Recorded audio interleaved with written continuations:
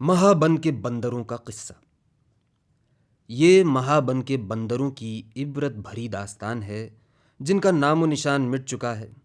جہاں وہ رہا کرتے تھے وہاں آج آدمیوں کا ایک شہر آباد ہے، جہاں اونچے درخت کی جگہ فلک بوس عمارتیں کھڑی ہیں۔ کہتے ہیں کہ کسی زمانے میں یہاں گھنی بنی تھی، درخت درخت بندر تھے جن کا کوئی گنتی شمار نہ تھا۔ ان بندروں کے دانت تیز، پنجے سخت اور جسم توانا تھے۔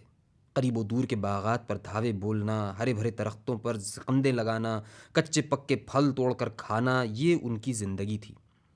ان کے دل بڑے اور حوصلے بلند تھے۔ کالے کوسوں سفر کرتے، آسمان سے باتیں کرتے ہوئے درختوں پر جھولتے اور لمبی سے لمبی چھلانگ لگاتے۔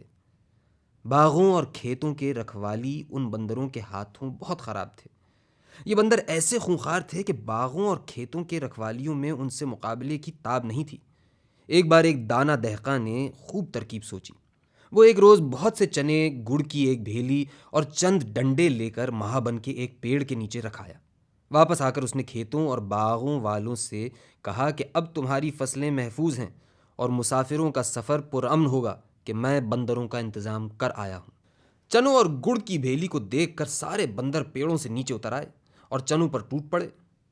چنے تو خیر وہ مل جل کر کھا رہے تھے، مگر ایک ندیدے بندر نے یہ کیا کہ گڑ کی بھیلی لے کر الگ جا بیٹھا۔ ایک توانا بندر نے یہ دیکھا تو چھلانگ لگا کر اس کے پاس جا پہنچا اور بھیلی اس سے اچک کر الگ لے بیٹھا۔ ایک پھرتیلے بندر نے داؤں پا کر بھیلی اٹھائی اور ایک طرف کو بھاگ کھڑا ہوا۔ بھیلی کو ہاتھ سے جاتا دیکھ کر سب بندر اسی پر ٹوٹ پڑے۔ پھر تو بھیلی تھالی کا بینگن بن گئی، کبھی اس ہاتھ میں کبھی اس ہاتھ میں۔ اس ہنگامے میں ایک بندر کو عجب سوجی۔ اس نے ایک ڈنڈا اٹھایا اور بھیلی والے بندر کے سر پر دے مارا۔ اس بندر کا سر کھل گیا اور بھیلی ہاتھ سے گر پڑی۔ ڈنڈے والے بندر نے فوراً بھیلی کو ہتھیا لیا۔ دوسرے بندر پہلے تو یہ منظر دیکھ کر سہم گئے، مگر پھر انہوں نے دیکھا کہ ڈنڈے ابھی اور بھی پڑے ہیں۔ توانا بندروں نے جھپٹ کر ایک ایک ڈنڈا اٹھا لیا۔ بس پھر نہ پوچھو کہ پھر بندروں میں کیسی لڑائی ہوئی۔ کسی کا سر پھٹ گیا، کسی کی ٹانگ ٹوٹ گئی، کسی کا منہ لہو لہان ہو گیا۔ بندر جب لڑتے لڑتے تھک گئے تو دم لینے کے لیے وہ الگ الگ جا بیٹھے۔ اس وقت انہوں نے دیکھا کہ ان کا بزرگ بندر پیپل کے اونچے گدے پر آنکھیں بند کیے سر نیوڑائے بیٹھا ہے۔ اصل میں وہ بزرگ بندر بندروں کی دنیا کا دانشمند تھا۔ سب بندر اس کا بہت ادب کرتے تھے۔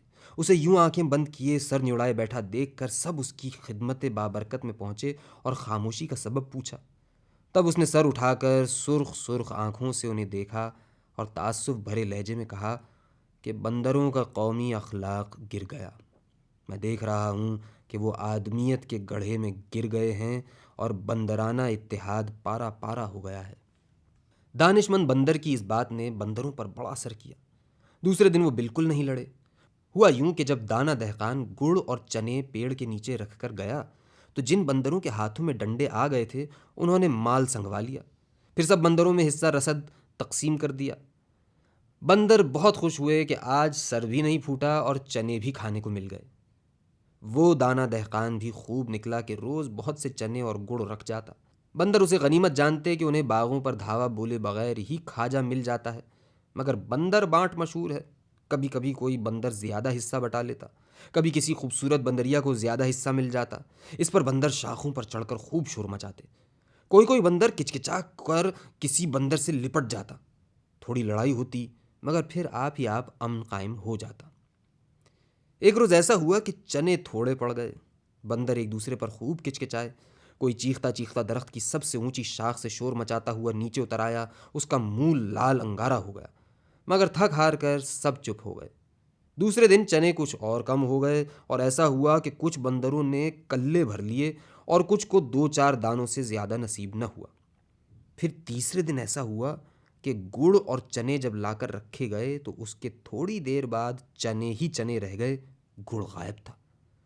پتہ نہیں چلا کہ بھیلی کس بندر نے اٹھائی اور کہاں چھپائی۔ پھر یہ روز مرہ بن گیا کہ گڑ کی بھیلی تو بالا ہی بالا غائب ہو جاتی اور چنوں کا یہ ہوتا کہ کسی کو ملے ملے نہ ملے۔ بندر شروع میں تو بہت شور مچایا کرتے تھے، مگر پھر ان کا غصہ ٹھنڈا پڑتا چلا گیا۔ بڑی مشکل یہ تھی کہ باغوں اور کھیتوں پر دھاوا بولنے کا طریقہ وہ بالکل چھوڑ بیٹھے تھے۔ ان کی ساری توجہ ان چنوں اور گڑ پہ رہتی تھی جو پیڑ کے نیچے لا کر رکھا جاتا تھا۔ ایک دن ایسا ہوا کہ چنوں کے نہ ملنے پر بندروں نے خوب شور مچایا۔ اس عالم میں ایک نوجوان بندر تنے کے سہارے کھڑا ہوا اور چنے کی بے ثباتی پر تقریر کرنے لگا۔ بندروں کے لیے یہ نرالی بات تھی۔ وہ آنکھیں پھاڑ پھاڑ کر مقرر بندر کو دیکھتے رہے۔ ان کی سمجھ میں کچھ نہ آیا تو انہوں نے آنکھیں بند کر لیں۔ ایک بندر نے اپنی بندریا کے سر سے جوئیں بین بین کر ٹونگنی شروع کر دیں۔ ایک ننھی بندریا ایک شاخ پر چڑھی اور الٹی لٹک گئی۔ جب وہ بندر تقریر ختم کر چکا تو دانش مند بندر نے اسے غور سے دیکھا اور افسوس کے ساتھ اعلان کیا کہ یہ بندر آدمی بنا چاہتا ہے۔ اس اعلان پر بندروں میں سنسنی پھیل گئی۔ سب نے مقرر بندر کو غور سے دیکھا مگر ان کی سمجھ میں کچھ نہ آیا کہ وہ آدمی کس طرف سے ہے۔ مقرر بندر نے غصے سے کہا کہ یہ مجھ پر اتہام ہے۔ تب دانش مند بندر نے کہا کہ اے بندر لوگو، بندر چنے کھایا کرتے ہیں، چنے پر تقریر نہیں کرتے۔ جب کوئی بندر تقریر کرنے لگے تو جاننا چاہیے کہ بندر قوم پر زوال آ گیا، اس کا کوئی فرد قالب بدلہ چاہتا ہے۔ بندروں نے پوچھا اے ہمارے بزرگ، قالب بدلنے کا کیا مطلب ہے؟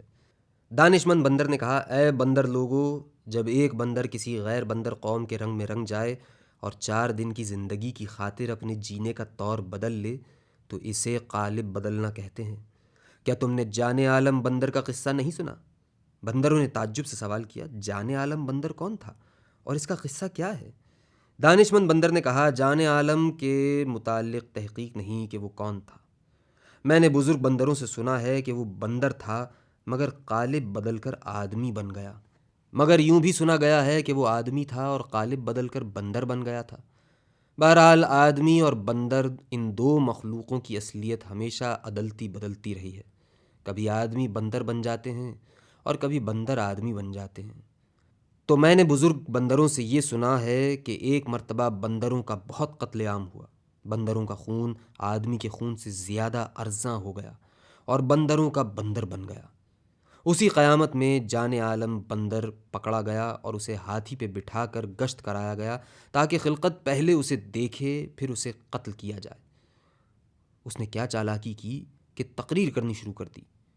3 بوڑھے بندر کہ کسی نہ کسی طرح اب تک وزیر زادے کی زد سے بچے ہوئے تھے، ایک درخت پہ چھپے بیٹھے تھے۔ جلوس قریب آیا تو انہوں نے چپکے سے ٹہنیوں کے پیچھے جھانک کر دیکھا۔ کیا دیکھتے ہیں کہ ایک بندر ہاتھی پر سوار ہے۔ وہ بے ثباتی دنیا اور نیرنگی زمانہ پر مرصع اردو میں تقریر کرتا ہے اور لوگ سر دھنتے ہیں۔ ایک بندر نے کچھ حیران کچھ متاسف ہو کر کہا اس بندہ خدا کی تو جون بدلتی نظر آتی ہے، بالکل آدمیوں کی سی باتیں کر رہا ہے۔ دوسرے نے ٹھنڈا سانس لیا اور کہا یہ سب بندر لوگوں کے قومی زوال کی نشانیاں ہیں۔ تیسرے نے تشویش بھرے لہجے میں کہا اس لڑکے کے یہی لچھن ہیں تو یہ ہمارے نوجوانوں کو بھی خراب کرے گا۔ پہلے نے مایوسانہ لہجے میں کہا اب وہ ہم میں واپس کیا آئے گا، اس نے ثنائے و بدائے کا فقروں میں استعمال سیکھ ہی لیا ہے، وہیں کہیں کسی درسگاہ میں معلم بن جائے گا، ادب پڑھائے گا یا فسانہ عجائب پر تحقیق کرے گا۔ دوسرے بندر نے ٹھنڈا سانس بھرا اور بولا برے بندروں کا برا انجام اور آنکھیں بند کر لیں۔ دانش مند بندر کی زبان سے یہ قصہ سن کر سب بندر بہت متاثر ہوئے، مگر نوجوان بندر یوں گویا ہوا کہ اے بزرگ بندر، معلم بننے کے لیے پڑھا لکھا ہونا لازم ہے اور پڑھا لکھا بننے کے لیے کتابوں کا مطالعہ لازم ہے۔ بندر کے کتاب نہیں پڑھ سکتے، معلم کیسے بن سکتے ہیں اور زبان اور ادب کیسے پڑھا سکتے ہیں؟ دانش مند بندر نے اسے غور سے دیکھا اور کہا اے نوجوان، کیا تجھے آج چنے نہیں ملے؟ نوجوان بندر نے کہا مجھے 3 دن سے چنے نہیں ملے ہیں۔ دانش مند بندر بولا تبھی تو ایسا سوال کرتا ہے، بندروں کو چنے کھانے کو نہ ملیں تو وہ سوالات کرنے لگتے ہیں۔ اے بندرزادے، معلم بننے کے لیے پڑھا لکھا ہونا اور پڑھا لکھا کہلانے کے لیے پڑھا ہوا ہونا شرط نہیں۔ کیا تو نے الف لیلہ کے اہل قلم بندر کا قصہ نہیں سنا؟ نوجوان بندر نے تعجب سے پوچھا اے ہمارے بزرگ، الف لیلہ میں اہل قلم بندر کا قصہ کیوں کر ہے؟ تب اس دانش مند بندر نے کہا اے بندر زادے، الف لیلہ میں اہل قلم بندر کا قصہ یوں رقم ہے کہ ایک جہاز ساحل سے کسی صورت حرکت نہ کرتا تھا۔ جب کپتان کی سمجھ میں جہاز کی کوئی خرابی نہ آئی تو اس نے مسافروں سے یوں خطاب کیا کہ دوستو، اس جہاز میں کوئی ایسا سوار ہے جو اپنے مالک سے بھاگا ہے؟ پس سب اپنا نام و پتہ لکھیں، کہ جو نام و پتہ نہ لکھے گا اسے مشتبہ گردانا جائے گا اور اسے جہاز سے اتار دیا جائے گا۔ سب مسافروں نے بصد خوشی اپنا نام اور پتہ لکھ دیا۔ کپتان نے ناموں کی فہرست پر نظر ڈالی، پھر مسافروں کو شمار کیا، حساب درست پایا، پھر اس نے سارے جہاز پر نظر دوڑائی۔ اس وقت اس نے ایک گوشے میں ایک بندر کو بیٹھا ہوا پایا۔ اسے دیکھ کر کپتان کا ماتھا ٹھنکا۔ اس نے طے کیا کہ بندر کو جہاز سے اتار دیا جائے۔ بندر اس فیصلے سے بہت پریشان ہوا اور مانند آدمیوں کے ہاتھ پیر جوڑنے لگا۔ جب کوئی سنوائی نہ ہوئی تو اس نے چھلانگ لگا کر قلم اٹھایا اور کاغذ پر اپنا نام و پتہ لکھ ڈالا۔ اس پر اہل جہاز نے دانتوں میں انگلیاں دابیں اور شور پڑا کہ کیا ماجرا ہے کہ بندر بھی اہل قلم ہونے لگے۔ تب اس نے اپنی داستان درد اس طرح سنائی کہ عزیزو، میں تمہارے شہر کے ملک الشعراء کا بندر ہوں۔ اس نے مجھے جب میں بچہ تھا اس وقت سے پالا ہے۔ وہ مجھے بہت پیار کرتا تھا۔ جب وہ قصیدہ لکھنے بیٹھتا تو میں اس کی گود میں جا بیٹھتا اور اسے لکھتے ہوئے غور سے دیکھا کرتا۔ جب وہ باہر چلا جاتا تو اس کا قلم اٹھا کر اس کی طرح لکھنے کی کوشش کرتا۔ ایک روز اس نے مجھے لکھتے ہوئے دیکھ لیا۔ میرے لکھے ہوئے قصیدے کو اس نے اپنے قصیدے سے بہتر پایا۔ اس پر وہ مجھ سے حاسد ہو گیا اور مجھے مارنے دوڑا۔ میں ڈر کر وہاں سے بھاگا اور تمہارے ہمراہ جہاز میں سوار ہو گیا کہ کسی اور شہر نکل جاؤں جہاں سخن کی قدر ہو اور میری روزی کا وسیلہ نکلے۔ اسی جہاز میں ایک صاحب قلم حکیم سفر کرتا تھا۔ اس نے یہ قصہ سنا تو متاسفانہ کہا، اب بندر بھی اہل قلم ہوئے، لکھنے کا کیا لطف رہا۔ یہ کہہ کر اس نے اپنا قلم ٹکڑے ٹکڑے کیا اور سمندر میں پھینک دیا۔ دانشمند بندر نے یہ قصہ بندروں کو عبرت دلانے کے لیے بیان کیا تھا، لیکن وہ بندروں کے قومی زوال کا زمانہ تھا، اور قومی زوال کے زمانے میں ہر تعلیم الٹا اثر کرتی ہے۔ نوجوان بندر پر اس حکایت غریب کا عجب اثر ہوا کہ وہ جان عالم بندر بننے کے خواب دیکھنے لگا۔ وہ سوال کرتا، پھر جان عالم بندر کا کیا انجام ہوا؟ جان عالم بندر جان عالم شہزادہ بن گیا۔ دانشمند بندر کہتا، بندر سے ایک ہی شہزادہ بن گیا؟ نوجوان بندر دانشمند بندر کے جواب سن کر دیر تک حیران رہتا اور جان عالم کے بندر کے قالب کو چھوڑ کر شہزادے کا قالب لینے کا تصور باندھا کرتا، اور اس نے جان عالم بندر کی اس پوری تقریر کو حفظ کر لیا تھا جو اس نے ہاتھی پر بیٹھ کر نیرنگی زمانے پر کی تھی، اور اس کی ساری رعایات لفظی کو سمجھ لیا تھا۔ وہ یکایک کسی اونچی شاخ پر پہنچتا اور ٹانگوں پر کھڑے ہو کر بفصاحت و بلاغت جان عالم کی تقریر دہرانے لگتا۔ صاحبو، دنیائے دوں نیرنگی زمانہ سفلہ پرور بو قلم و عبرت و دید کی جا ہے۔ ہزار حیف کہ کمینوں کا چرخ حامی ہے، اس کی بدولت بندر آدمی اور آدمی بندر بن جاتے ہیں۔ معاملات قضاء و قدر سے ہر ایک ناچار ہے، یہی مسئلہ جبر و اختیار ہے۔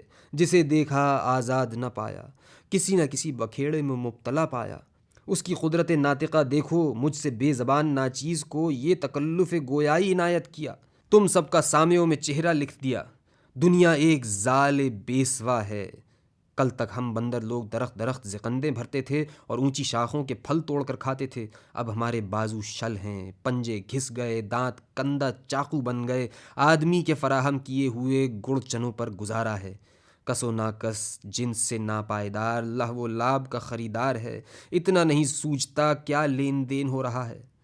بندر اس تقریر کو منہ کھولے ششدر بنے سنتے، پھر خوب ہنستے اور اسے آدمی کا نقال سمجھتے، مگر دانش مند بندر اسے دیکھ دیکھ کر مشوش ہوتا، اس کی پشت اور دم پر نظر ڈالتا کہ پشت سے اس کی بال کم ہوتے چلے جا رہے تھے اور اس کی دم گھس کر آدھی رہ گئی تھی۔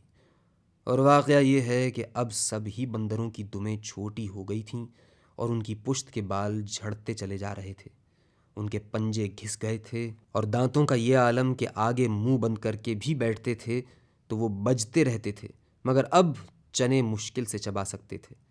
دانش مند بندر انہیں دیکھتا اور دل میں سوچتا کہ اے بندروں کے مالک، کیا بندر اتنا ذلیل ہو جائے گا کہ بے دم والا دو ٹنگا جانور بن جائے گا؟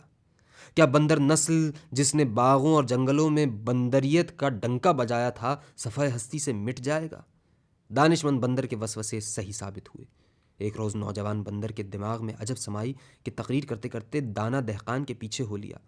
دانش مند بندر نے لاکھ اسے پکارا کہ اے نوجوان، کیوں جان کھوتا ہے؟ آدمی کے پیچھے ہوتا ہے، اپنی جوانی پہ رحم کھا، آدمیت کے اندھے کنویں میں گرنے سے باز آ، مگر اس نے مطلق نہ سنا اور چلتا چلا گیا۔ ایک بندر بچہ ذوق تجسس میں دور تک اس کے پیچھے گیا، واپس آ کر اس نے بتایا کہ نوجوان بندر دہقان کے پیچھے جاتے جاتے آدمیوں کے ایک شہر میں داخل ہو گیا اور پھر 2 ٹانگوں پہ کھڑا ہو کر چلنے لگا، اور جب وہ 2 ٹانگوں پر چل رہا تھا تو اس کی دم چھوٹی ہوتے ہوتے بالکل گمٹی کی مثال رہ گئی تھی۔ دانش مند بندر یہ سن کر دیر تک سر نڑائے بیٹھا رہا۔ اس کی ناک پر مکھی آ بیٹھی تھی۔ اس نے زور سے چھینک لی اور اڑتی ہوئی مکھی کو دیکھ کر پہلے منہ کھولا، پھر ہاتھ مارا، پھر ناکام ہو کر آنکھیں بند کر لیں اور بولا، جو جن میں سے تھا ان کے ساتھ جا ملا۔